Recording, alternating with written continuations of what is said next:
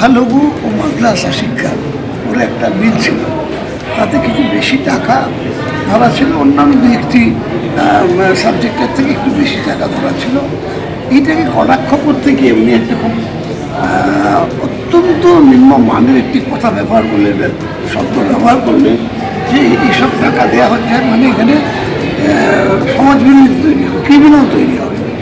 এটা বলা মানে মুসলিমদের এত টাকা দেওয়ার অর্থ হলো এটা ক্রিমিনাল তৈরি হয়।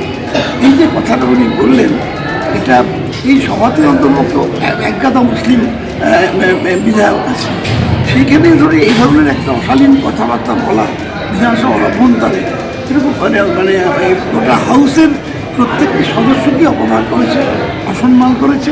সেই জন্য তার বিরুদ্ধে আমরা আজকে প্রিভিলেজ মোশন আনলাম।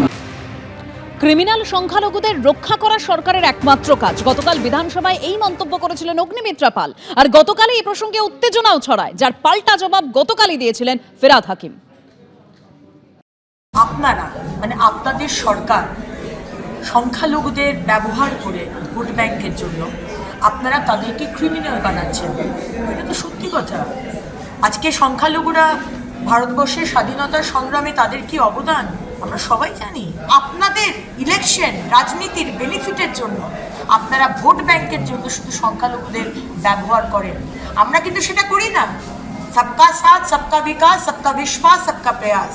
যখন আবাসের লাইনে বা উজ্জ্বলা গ্যাসের লাইনে কেউ দাঁড়ায়, তখন জিজ্ঞেস করা হয় না যে তুমি হিন্দু না মুসলমান না জৈন না শিখ।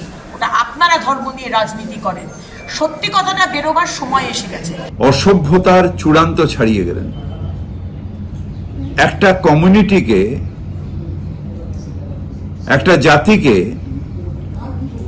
ক্রিমিনাল আখ্যা দেওয়া, এই সাহস উনি পেলেন কোথা থেকে? আমরা মাইনরিটি, আমরা মুসলমান সম্প্রদায়ের মানুষ। আমাদের ভারতবর্ষের আমরা মানুষ। ভারতে আমাদের সমান অধিকার। অগ্নিমিত্রা পালের যে অধিকার, আমার বা যে কোনো মাইনরিটির একই অধিকার। সেখানে উনি দাঁড়িয়ে বিধানসভায় বলছেন মাইনরিটি কমিউনিটিকে ক্রিমিনাল বানানো, ক্রিমিনাল হয়ে রয়েছে। কে criminal? APJ Abdul Kalam criminal? Maulana Abul Kalam criminal? বিধানসভায় অগ্নিমিত্রা পালের সেই মন্তব্য, সংখ্যালঘু ইস্যুতে তিনি যে মন্তব্য করেছেন, সেই মন্তব্যে আজও উত্তপ্ত বিধানসভা।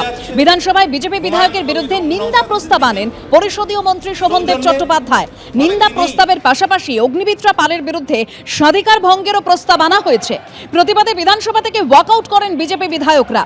বিজেপির অভিযোগ, অগ্নিমিত্রা পালের বিরুদ্ধে অন্যায়ভাবে নিন্দা প্রস্তাব আনা হয়েছে। ক্রিমিনাল সংখ্যালঘুদের রক্ষা করা সরকারের একমাত্র কাজ। গতকাল বিধানসভায় এই মন্তব্যই করেছিলেন অগ্নিমিত্রা পাল।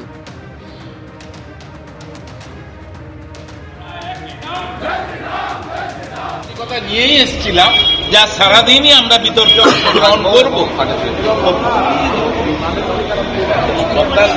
তালিকা সবই পাঠিয়ে দেওয়া হয়েছে।